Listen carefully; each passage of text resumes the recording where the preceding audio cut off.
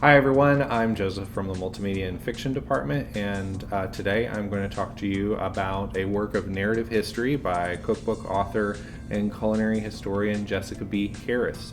It's called High on the Hog, A Culinary Journey from Africa to America.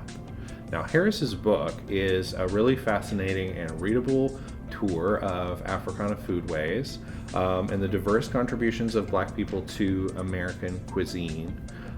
It begins in an open-air market in Benin and then moves into the colonial period, presenting to us the story of how fine dining traditions and French cooking traditions in particular were introduced to American shores through George Washington's chef Hercules and Thomas Jefferson's slave James Hemings, who both received culinary training in France.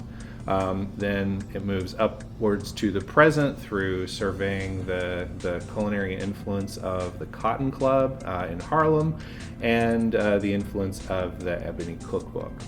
Now, the book itself ends with a series of recipes that are drawn from the history that has preceded it, giving everyone who reads it a chance to explore and discover those recipes and foodway and aspects of those foodways for themselves.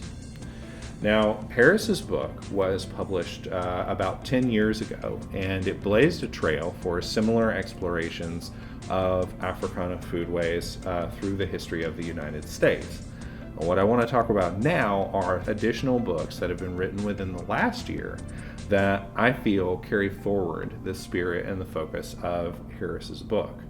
The first one that I want to talk about is Adrian Miller's new book, Black Smoke: African Americans in the United States of Barbecue, which draws on historical and archival research to recover a largely lost history of African American barbecue cooking.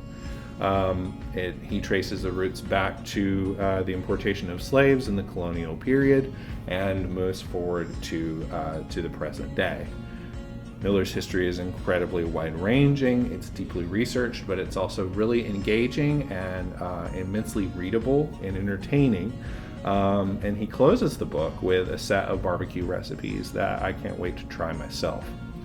Now, the next book I want to talk about is Tony Tipton Martin's sweeping and inclusive cookbook, Jubilee: Recipes from 2 Centuries of African American Cooking, which seeks to broaden our understanding of African American cuisine beyond the familiar categories like Southern or soul food. While some of those recipes are included in Tipton Martin's book, she also draws on a deep tradition of the recipes from the Black culinary class, so caterers and professional chefs, as well as recipes from a more fine dining context. Each section begins with stories from Tipton Martin's research background and her own life, and it gives you this sense as a reader that you are really engaging with an ongoing tradition as you read this book. So that's it for today. I hope you'll check out one of these books if they pique your interest, and thanks for watching.